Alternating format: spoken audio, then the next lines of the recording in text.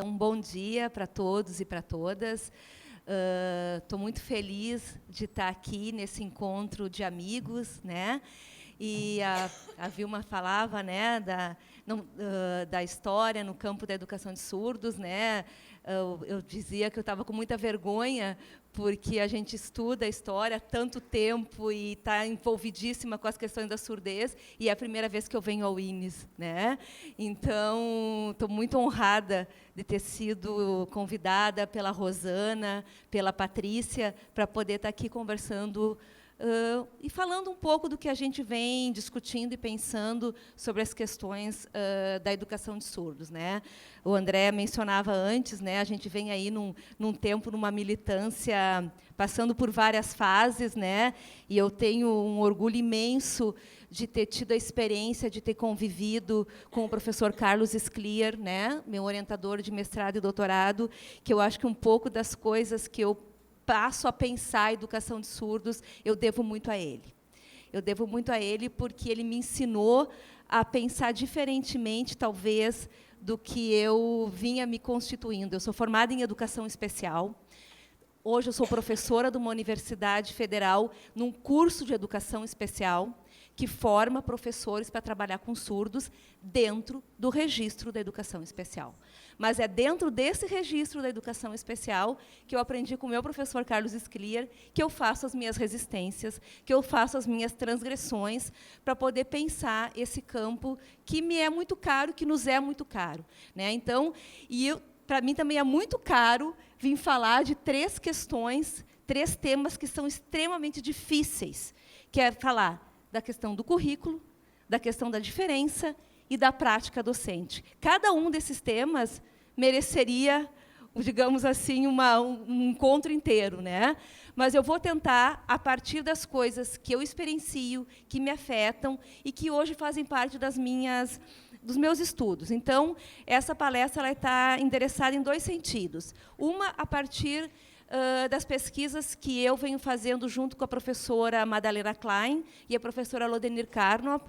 Nós temos uma pesquisa hoje com as escolas de surdos do Rio Grande do Sul. Estamos tentando entender um pouco essas produções culturais surdas dentro daquilo que vem sendo nominado como uma condição de educação bilíngue, né? As escolas de surdos do Rio Grande do Sul, elas vêm se perfilando para atender essa prerrogativa de ser uma escola bilíngue. Então, nós começamos a pensar, bom, o que é bilíngue quando se diz que é bilíngue? O que acontece dentro da escola de surdos, da escola básica, né? Então, nós temos uma pesquisa, e eu vou falar um pouco disso nessa minha fala. Não da pesquisa em si, mas a minha fala está enraizada nessa incursão dessa pesquisa. E também em leituras e estudos que eu venho fazendo no meu grupo, que vem tentando olhar um pouco a questão da escola. A nossa preocupação hoje, em termos de educação de surdos, é olhar para a escola básica, né? E entender o que nós estamos fazendo dentro da escola e o que os alunos surdos estão aprendendo. Com quem que eles estão aprendendo? Que conhecimento a escola básica está produzindo para que esses alunos surdos possam sair da sua formação em condições de concorrência, em condições de, né, tendo como garantida a sua condição, por exemplo, linguística da língua de sinais como primeira língua. Então, a nossa preocupação é com a escola e com o sujeito da aprendizagem, né? O aluno surdo enquanto um sujeito da aprendizagem. Pode passar.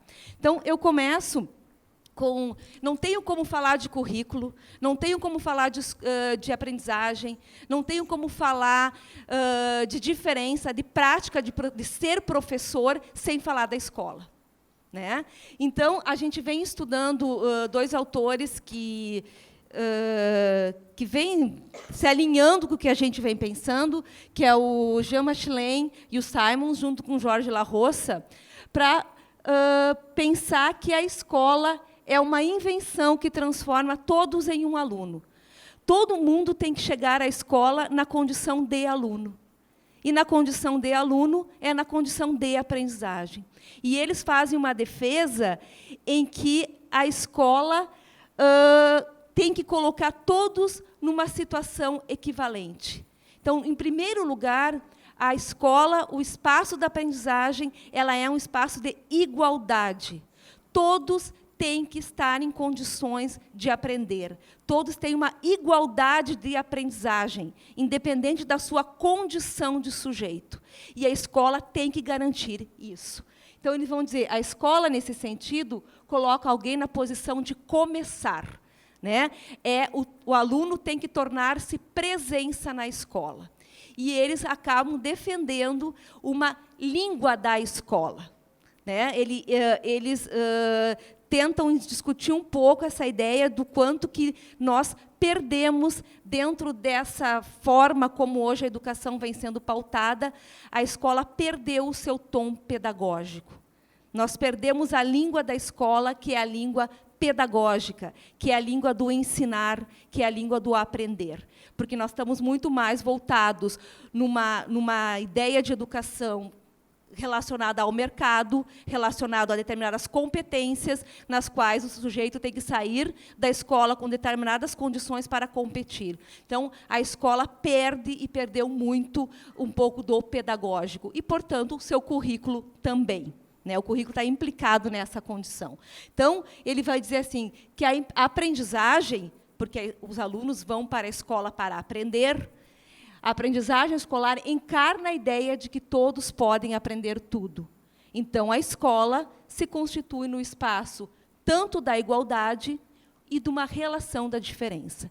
E aí é um outro conceito importante para quando nós vamos pensar, no caso, a educação das pessoas surdas. Então, o que significa educar no conceito de que garantimos a igualdade, mas na relação com essa diferença, que a gente pode nominar de diferença surda, diferença pautada na língua. Né? Eu acho que são questões que eu vou tentar discutir, conversar um pouco com vocês nesse tempo que eu tenho. Pode passar.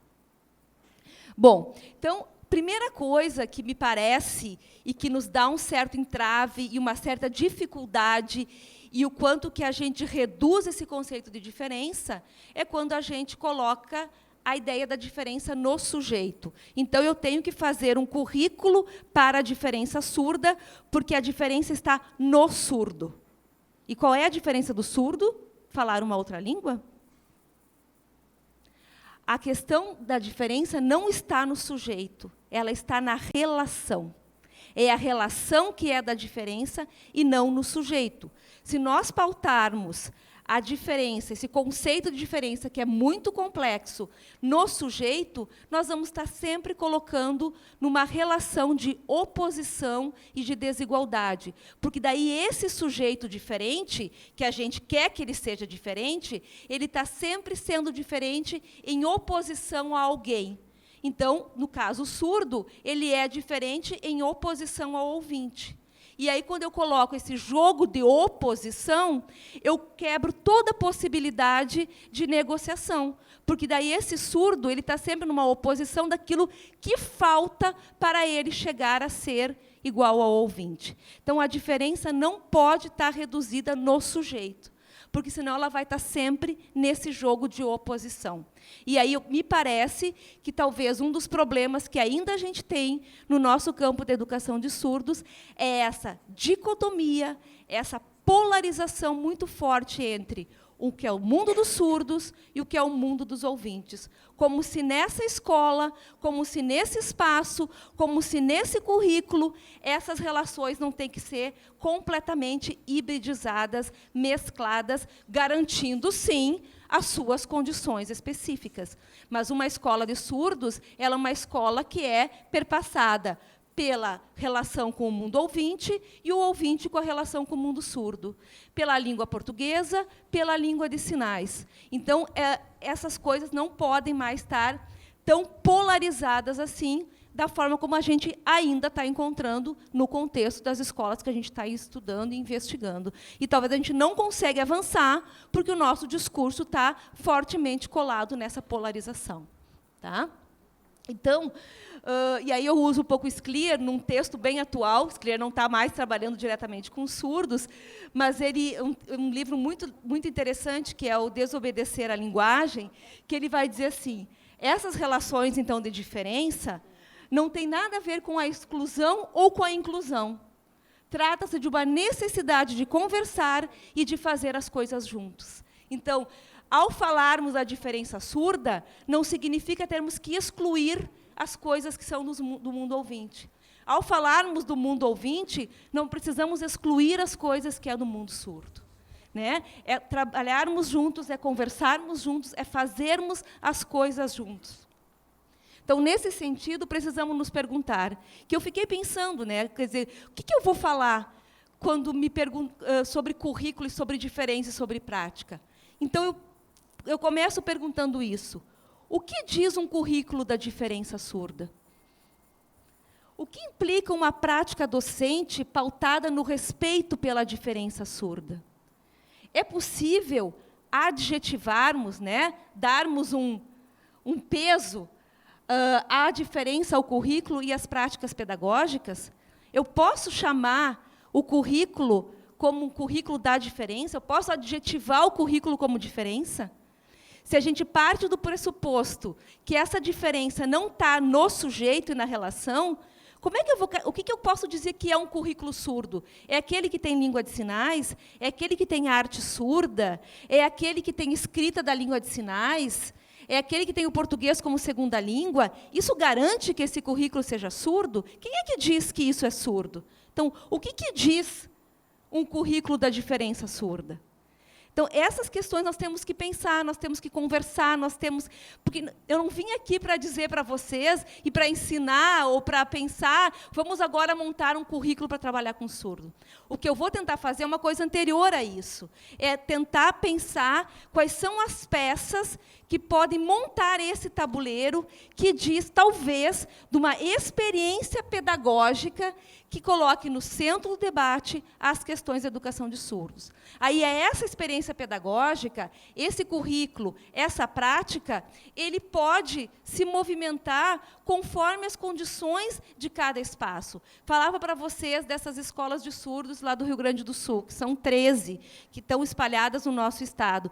Cada uma tem seus alunos surdos que são perpassados por diferentes experiências de sujeito.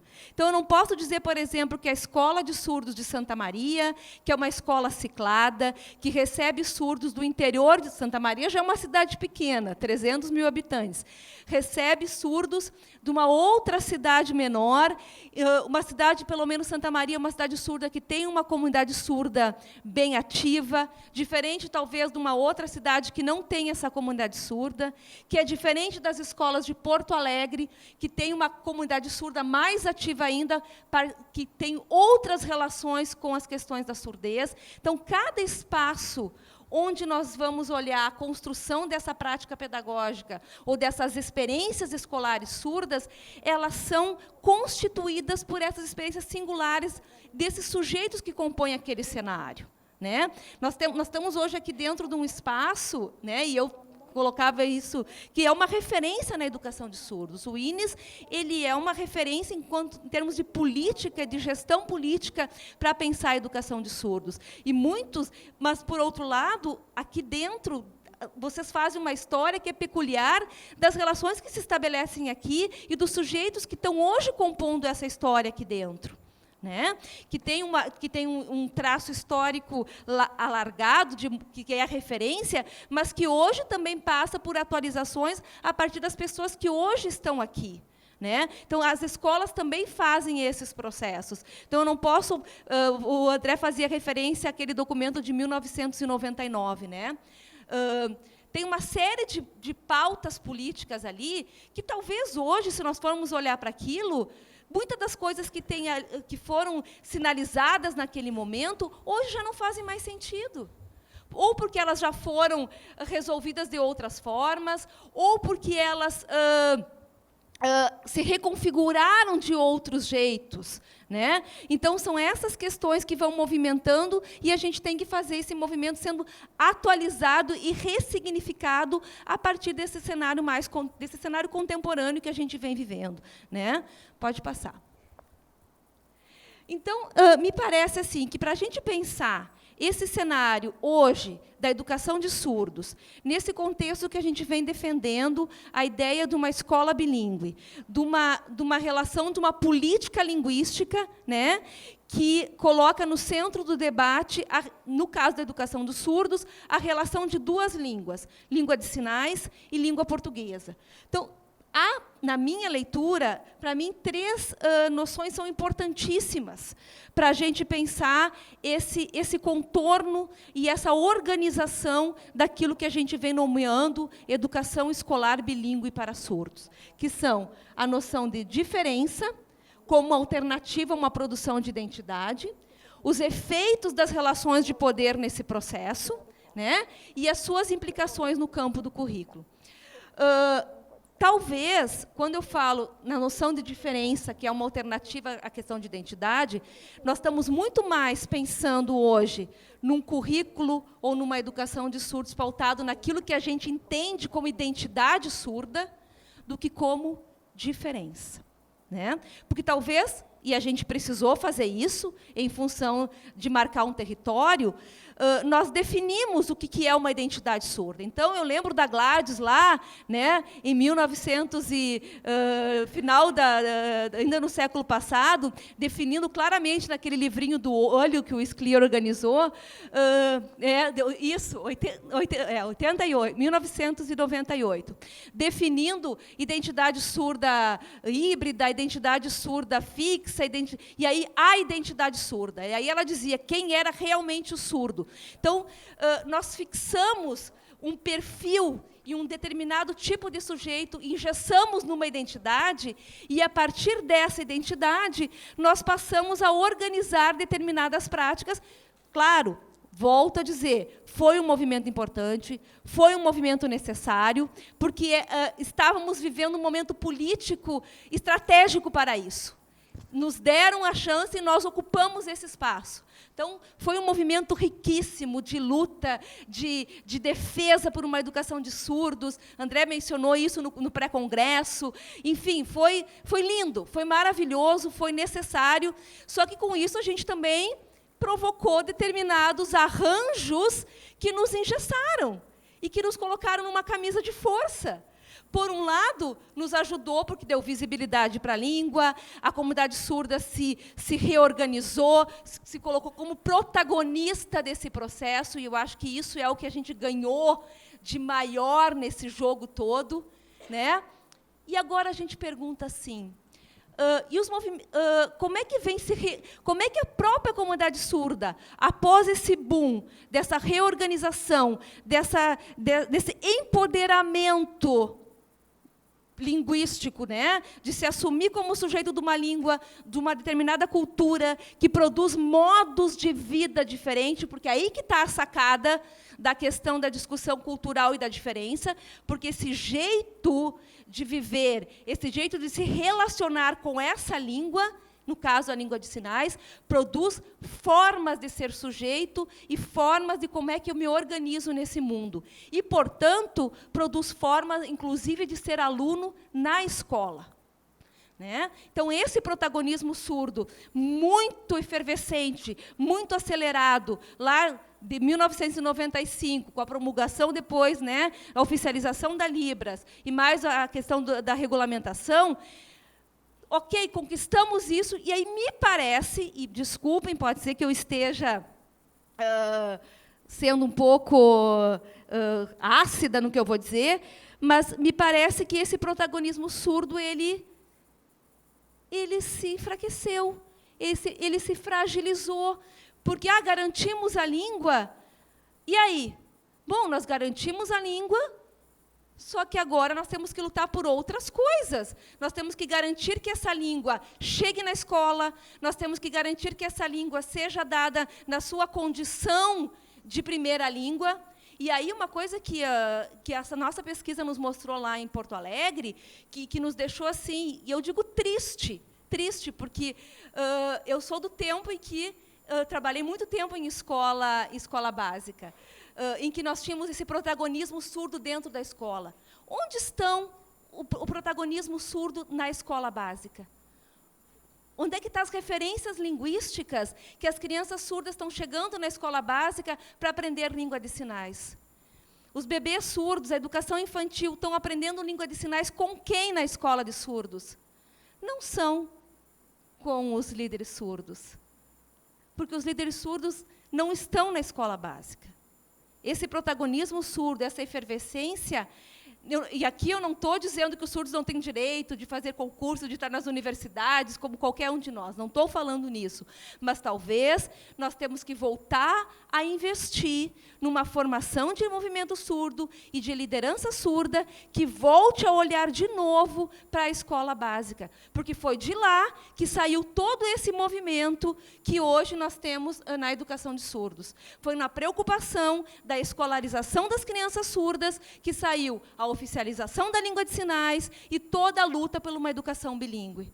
Não foi dentro da universidade, não foi dentro do ensino de Libras dentro da universidade que aconteceu todo esse movimento. Foi com a preocupação da educação das crianças na educação básica. E hoje a educação básica está frágil, ela está carente. E eu digo isso claramente, inclusive os surdos que hoje estão na educação básica, que estão lá dentro da escola, a sua maioria são surdos que já vêm com outros atravessamentos e outras condições de sujeito, né? A língua de sinais é um repertório linguístico muito precário. Crianças surdas aprendendo língua de sinais ou com professores ouvintes, numa formação, por mais que a gente deu, digamos assim, visualidade à língua de sinais. Ela está lá dentro das universidades. Os professores estão aprendendo nos seus cursos de licenciatura, nem que seja 30 horas, né? Que lá o decreto regulamenta e obriga que os cursos de licenciatura tenham essas disciplinas. Então, digamos assim, a língua de sinais ela está circulando muito mais, não tenho dúvida disso, né? A gente vê muito mais cursos, a gente vê ela... No entanto, como é que ela está sendo apropriada, como é que ela está sendo aprendida e como é que ela está sendo utilizada dentro do contexto da educação e da formação? Ela não é simplesmente uma língua, no caso da educação de surdos, que tenha que ser um monte de sinais que eu vou aprender. Não, ela é a língua de instrução. Como é que os professores estão ensinando as crianças surdas dentro da escola? Seja ela a escola de surdos, seja ela a escola inclusiva, os espaços de aprendizagem. Porque eu acho que é isso que nós temos que garantir. Independente onde aconteça essa aprendizagem, nós temos que garantir que essa língua seja uma língua de qualidade. Porque é só assim que nós vamos conseguir que esses sujeitos surdos tenham uma competência linguística para ascender aos bens culturais, que é da ordem da igualdade, como o Jean Machelen falou. Então, me parece que a discussão é essa que nós temos que tratar hoje no campo da educação de surdos. De que forma nós temos que pensar esses processos de aprendizagem ou esses processos de organização curricular e de prática pedagógica que garanta que essa língua seja uma língua de instrução e que dê qualidade de... Eu achei muito engraçado, a gente tem lá na Escola de Surdos de Santa Maria uma menina surda que é filha de pais surdos. E aí as estagiárias, né, as minhas alunas, fazem um estágio nessa escola. E aí todos querem pegar a turma em que essa menina surda está, porque, supostamente, ela é surda, filha de pai surdo, então teve a primeira língua, então ela tem todas as condições. E o que a gente se dá conta? Que não é o fato dela ter nascido surda, dela ter tido a língua de sinais como primeira língua, que garanta que ela tenha digamos assim, um melhor desempenho acadêmico, porque o repertório linguístico da língua de sinais dela é muito pobre. Mesmo que os pais sejam surdos, os pais não têm um repertório linguístico em língua de sinais que dão condições. Então, é disso que a gente tem que se ocupar hoje. Nós temos que garantir, sim, que esses surdos tenham acesso à sua primeira língua, a língua de sinais, mas que essa língua seja uma língua rica linguisticamente, que esse repertório linguístico em língua de sinais também seja rico. E quem é que faz isso dentro da escola, se não as lideranças surdas, né, que vêm estudando, que vêm pensando essa língua? E é isso que me parece que hoje... está muito fragilizado no contexto da educação de surdos. Inclusive, para pensar essas discussões dentro da escola. Quando eu sento numa mesa para pensar o que eu vou colocar dentro do currículo, que tipo de relação eu vou estabelecer com L1 e L2, quem é que está conversando sobre isso dentro da escola? Quem é que está discutindo isso com os professores? Quem é que está discutindo isso com os alunos? Quem é que está fazendo isso? Então, eu acho que nós vamos ter que começar a rearticular, a retomar esse movimento político-educacional bilíngue para olhar para a escola básica. Porque lá está o grande gargalo, lá está o grande buraco que me parece que está fragilizando todo o nosso processo. E aí, às vezes, a gente bota a culpa, não, mas a gente vem dizendo porque a inclusão não está funcionando, porque se colocasse um intérprete se resolve. Mas em que medida nós, enquanto sujeitos que estamos nos ocupando dessas questões, olhando para a educação de surdos, pesquisando e pensando a educação, estamos olhando para esses processos, e o que nós estamos fazendo? Né? Então, me parece que a coisa é anterior a tudo isso. Eu colocava já um pouco isso, né, que a preocupação é que aquilo que se produz na escola, aquilo que a gente está construindo como escola, os sujeitos que estão passando pela escola, eles estão passando por um processo de subjetivação. A escola é o espaço mais produtivo para isso. Então, aquilo que a forma como eu vou conduzir a minha experiência pedagógica, o que eu vou escolher para ensinar para os meus alunos, eu estou dizendo como é que eu quero que eles se tornem.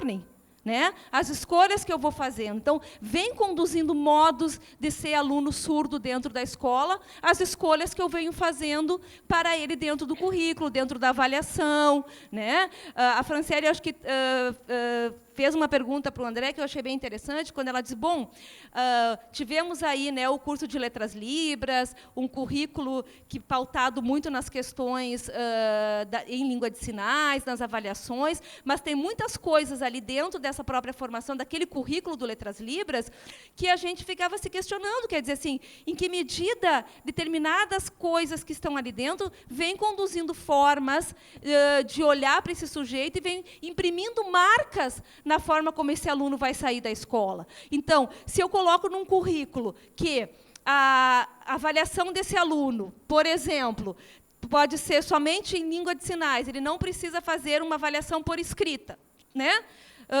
Eu estou imprimindo uma forma em que ele não vai precisar fazer o uso da língua portuguesa para escrever, o que pode gerar consequências desastrosas na formação desse sujeito.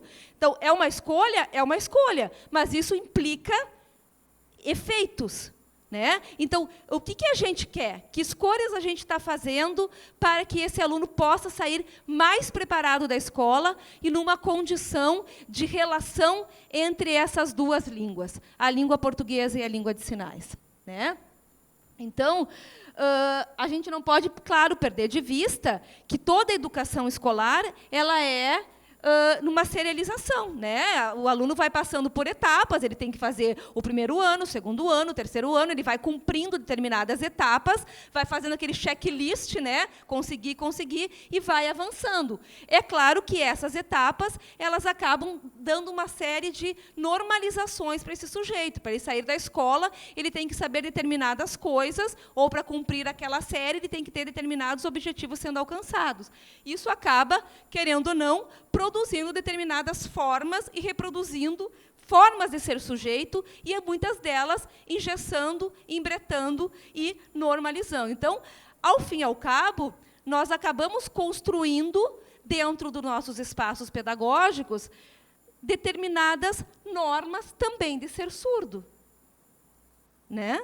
O momento em que nós escolhemos determinadas formas de organizar a nossa escola, o nosso currículo, e nós pautamos determinadas práticas, o que nós escolhemos que vem, nós também acabamos produzindo uma certa, entre aspas, normalidade surda, que era um pouco daquilo que eu falava quando a gente pauta toda a discussão na ideia de uma identidade surda. Então, a gente diz, o surdo é aquele que tem que saber bem língua de sinais, tem que ser um surdo, né? Então, a gente acaba pautando também uma normatividade e dizendo como é que esse sujeito tem que funcionar. E quando a gente pauta isso numa normatividade, a gente acaba colocando isso dentro de uma norma, dentro de uma regra, e, com certeza, aqueles que não estão dentro desse escopo ficam de fora. Então, nós temos também uma inclusão excludente dentro da própria ideia de uma normatividade surda.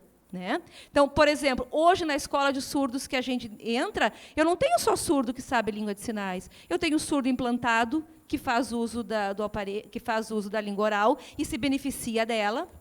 A gente tem surdos com outras condições, né? Surdo cego, surdo com deficiência intelectual, etc., etc., etc. Né? Mas eles estão na escola de surdos. Por quê? Porque se entende que esse sujeito, o que está em primeiro, o que identifica é a sua relação com a língua. Né? E é ela que dá a sua condição de aprendizagem, a língua de sinais. Mas eu não posso negar que essas outras condições elas também têm que fazer parte desse processo, dessa organização curricular, para poder dar conta dessas outras especificidades desses sujeitos que estão dentro da escola, mesmo ela sendo uma escola somente de surdos. Pode passar.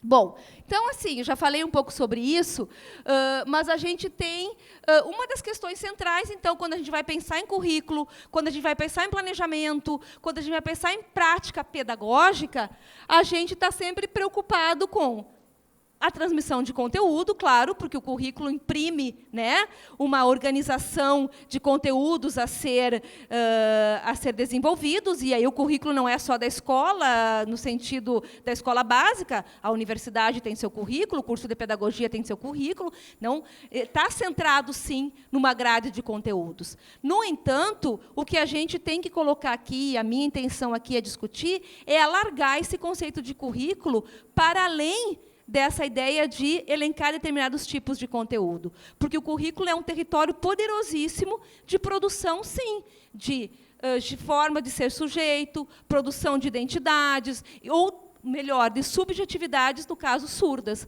Então, eu posso produzir infinitas subjetividades surdas, dependendo do tipo de escolhas de currículos que eu vou fazer. Né? Então, a questão central sempre bate nessa. Qual conhecimento deve ser ensinado e, nesse sentido, o que deve ser ensinado. Então, se eu vou pautar um currículo bilíngue, né, na questão somente das duas línguas, o que deve ser ensinado? Língua de sinais? Língua portuguesa? O que vem primeiro? As duas andam junto? São decisões que a escola tem que tomar quando se define isso. Por quê? Porque o que ensinar está diretamente relacionado o que eles ou elas devem se tornar. Então, isso é muito poderoso, e isso é muito forte. Então, não é simplesmente sentar e optar por uma coisa ou por outra. Né? Isso está implicado em relações de poder muito forte. E como é que a gente negocia isso? E aqui a gente tem um outro elemento que é central, e isso eu acho que é da matriz do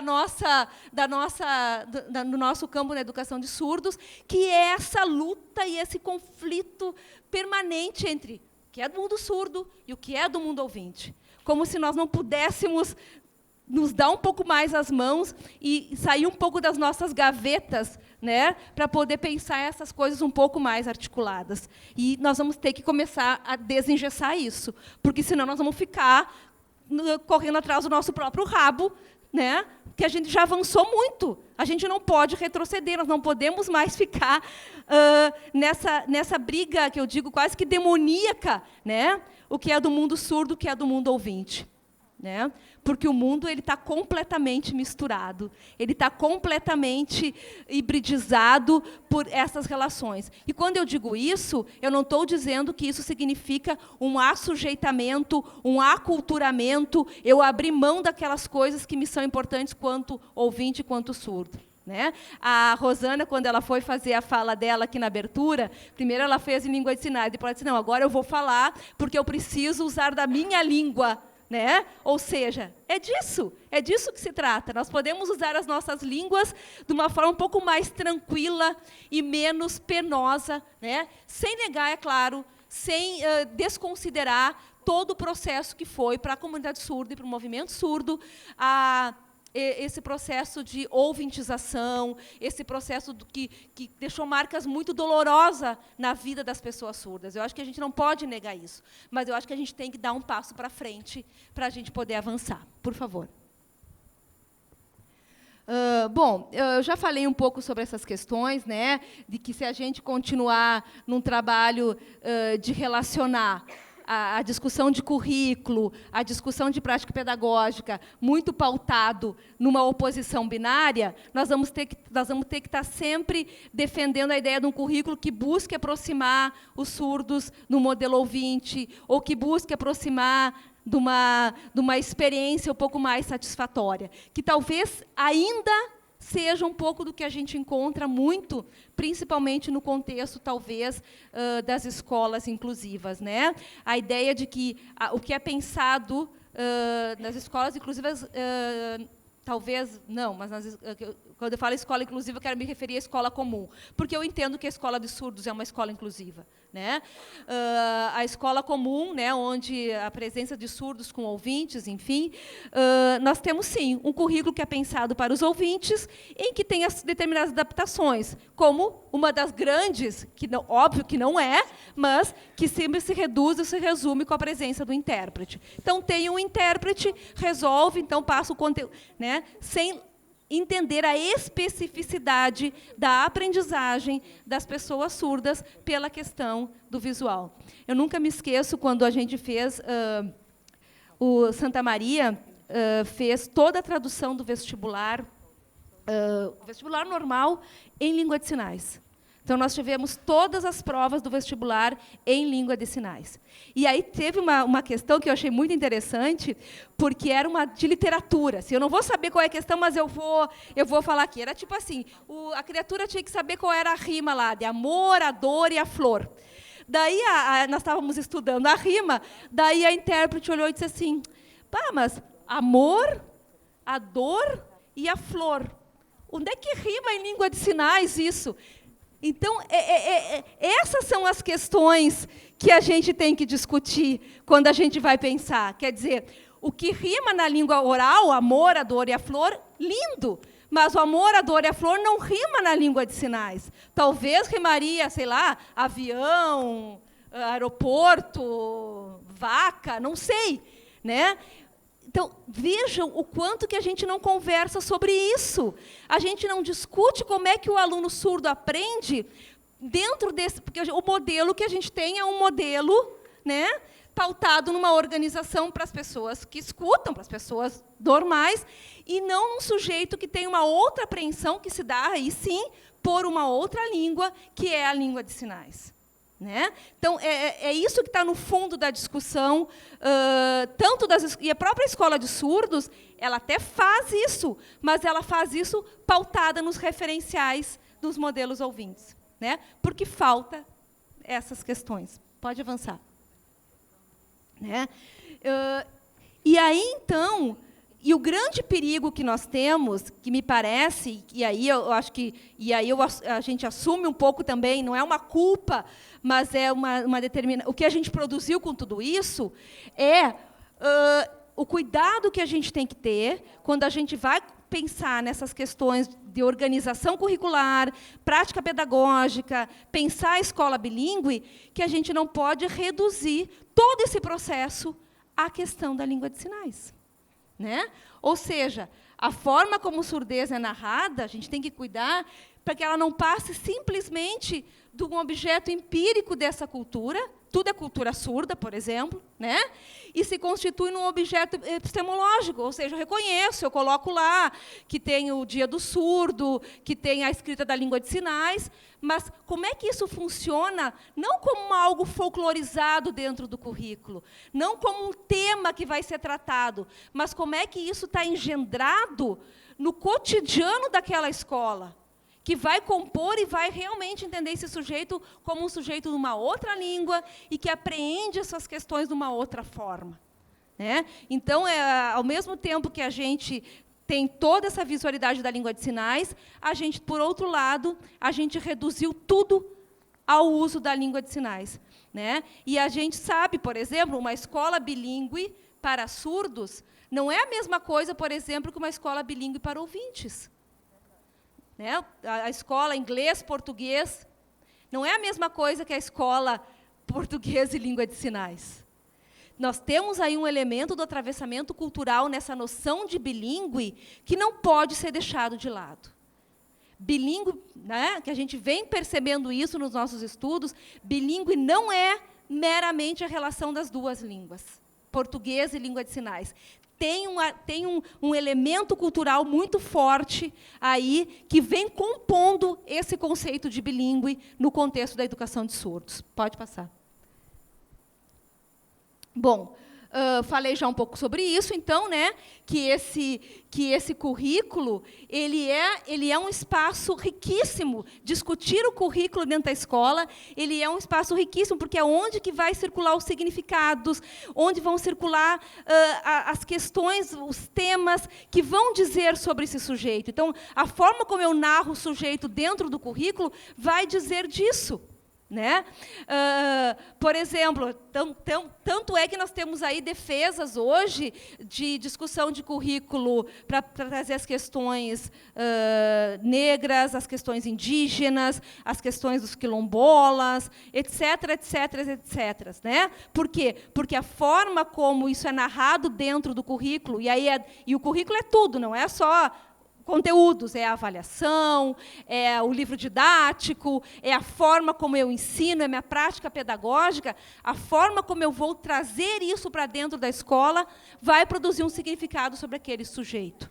Né? Então, se eu produzir um significado que esse sujeito surdo não tem condições, por exemplo, de aprender uma língua portuguesa, ou que a língua portuguesa é difícil, ou que é um trauma, né? Eu vou estar constituindo uma forma de que esse sujeito está consumindo essa língua e vai se relacionar com ela. Eu tenho uma aluna de doutorado que está justamente pesquisando essas coisas. E a gente está fazendo umas oficinas lá na escola de surdos. E ela levou, assim, estamos discutindo cultura. E ela levou os materiais, levou imagens, levou filmes e pediu que eles falassem sobre cultura, levou argila para eles fazerem, assim, montarem alguma coisa que representasse cultura. E aí, a priori, ela quer ver que vai ter um monte de mãozinha, um monte... E qual foi a surpresa?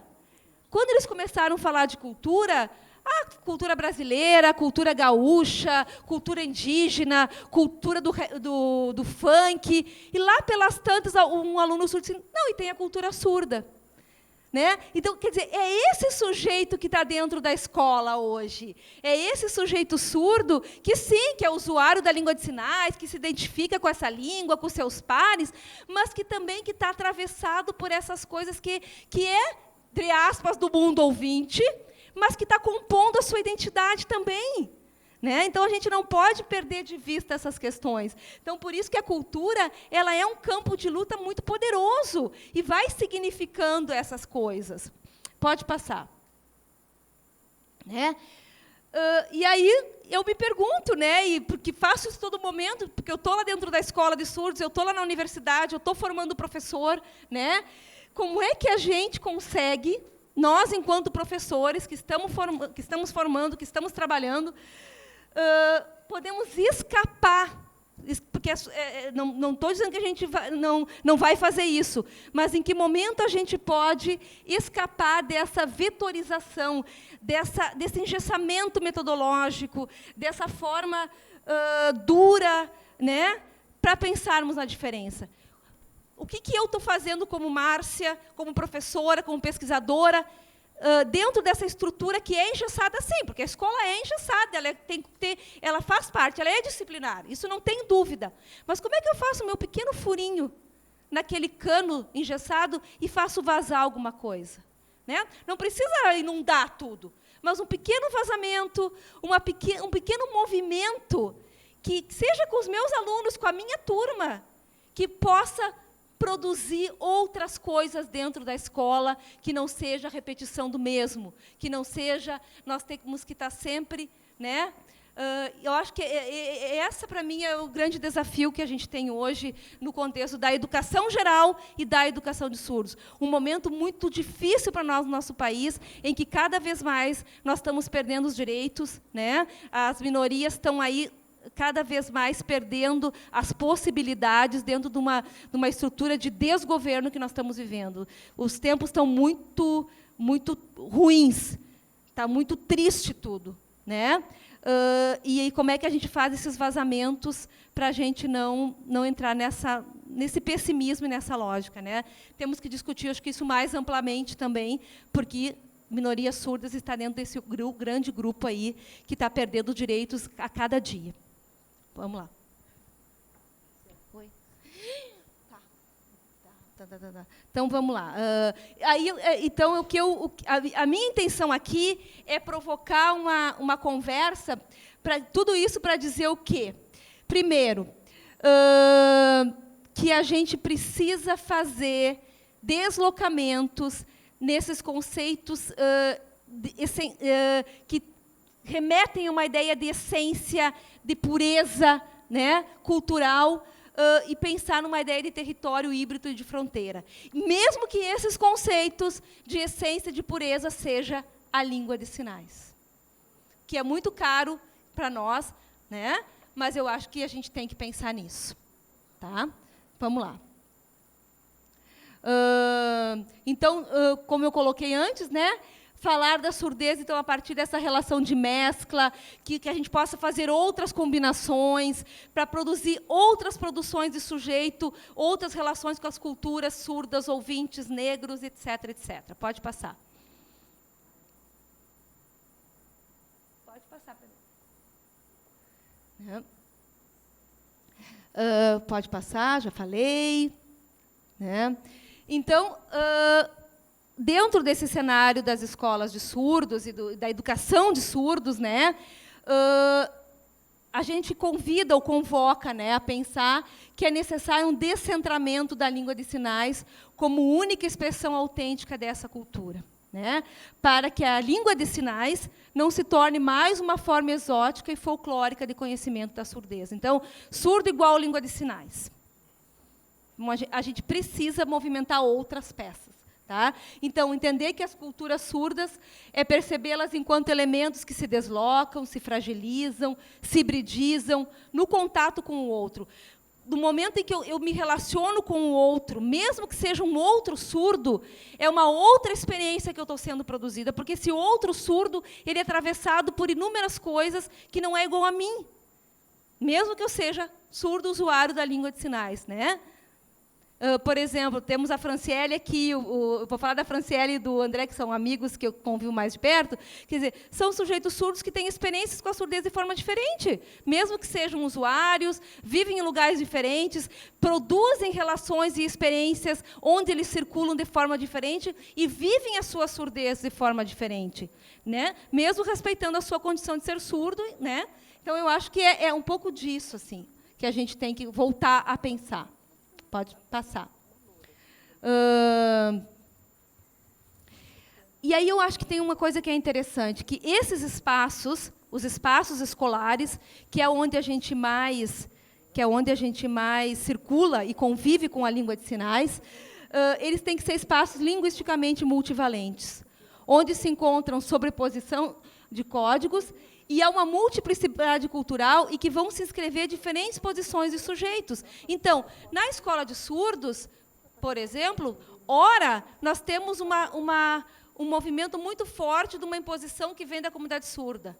Ora, é a comunidade ouvinte que está ali dentro também impondo seus significados. Então, ela é de uma negociação permanente. É permanente esse conflito, e ora eu recuo, ora eu avanço, recuo no sentido não de andar para trás, mas de abrir espaço para que esse outro possa também se constituir junto comigo, né? E é interessante, um outro dado que a gente viu na pesquisa, quando é que os ouvintes falam língua de sinais? Os ouvintes só fazem língua de sinais na situação de técnica de aprendizagem. né? Os ouvintes não conversam língua de sinais, né? A gente conversava com os intérpretes, um surdo, por exemplo, ele dizendo assim, quando é que eu vejo um ouvinte falar língua de sinais? Ou quando ele fala, ou quando ele está falando ou na escola, né, do processo pedagógico. Então, a língua de sinais para os ouvintes, ela só é tratada no contexto pedagógico. Né? Vários ouvintes que têm relações com surdos fora do espaço acadêmico usam essa língua para outras coisas. Então, a língua de sinais, no contexto dos ouvintes, ela é uma língua do contexto pedagógico. Né? Pode passar. Aí volto a fazer esse apelo, né, para que a gente se afaste desse binarismo, se afaste dessas polarizações, né, como se cultura surda e cultura ouvinte estivéssemos em oposições, né, e que essa relação de dominação de ser surdo passa pelo movimento da negação da cultura ouvinte. Então, aprender a língua portuguesa não significa eu estar traindo a comunidade surda, né, sendo surdo. Né? Aprender a língua portuguesa não significa ser que nem os ouvintes. A mesma forma que eu aprender a língua de sinais não me torna uma surda. Né? Então, acho que essas coisas precisam estar um pouco mais conversadas. Né? E essas relações, essas negociações, elas nunca vai se apagar. Os conflitos eles vão estar sempre, e eles são necessários. É importante que nós continuemos problematizando, é importante que a gente olhe para as coisas que a gente produza e veja em que elas precisam ser a todo momento ser ressignificadas, porque senão a gente não vai avançar. Né? Só que a gente tem que colocar isso num outro registro, num registro da negociação. Tá? Pode passar? Pode passar. E algumas, então, problematizações, assim, para terminar. Né? Então, negar as múltiplas e fluídas identidades, como também os espaços de fronteiras culturais, né? É continuar a representar a cultura e identidade como termos ateóricos. Cultura surda, cultura ouvinte, o surdo é assim, o ouvinte é assim. Pensar a escola, então, a partir de uma ideia de hibridismo, né, que não é um processo tranquilo, nunca vai ser, dessa relação de integração das diferenças, a gente não vai fazer isso, mas de um espaço de lutas e de ressignificações. Tá? Pode passar. Já falei sobre isso. Também já falei. Pode passar. E eu queria terminar com... Eu comecei falando do Jean Machelen e do Biesta, em defesa da escola, e eu vou terminar com o Biesta, que eu acho muito apropriado o que ele fala. Levar a diferença a sério significa que temos que desistir da ideia de que podemos e devemos compreender e conhecer a outridade e a diferença antes de nos relacionarmos adequadamente com ela. É engraçado, né? Porque primeiro a gente tem que conhecer o outro para poder trabalhar com ele. E o que ele propõe é justamente o contrário, né? Para trabalhar com a diferença, a gente tem que partir do pressuposto que nós não precisamos conhecer ela antes. Porque se eu vou conhecer ela antes, eu vou já no intuito de governá-la, de normalizá-la, de conduzi-la. Né? É desistir da ideia de que o conhecimento do outro é uma condição necessária e suficiente para se relacionar com o outro. Então, eu só vou me relacionar com ele se ele realmente souber língua de sinais ou se ele realmente souber língua portuguesa. Né?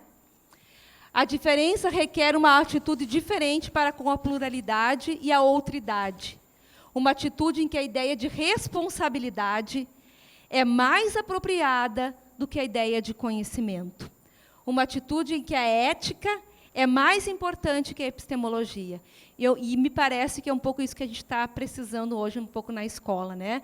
Talvez nos ocuparmos mais pela responsabilidade pedagógica do que pelo conhecimento. Porque eu, enquanto professor, eu tenho uma responsabilidade pedagógica para com os meus alunos. Eu tenho que ter uma ética pedagógica para com os meus alunos, para que esse conhecimento possa ceder, mas ele não pode ser o primeiro.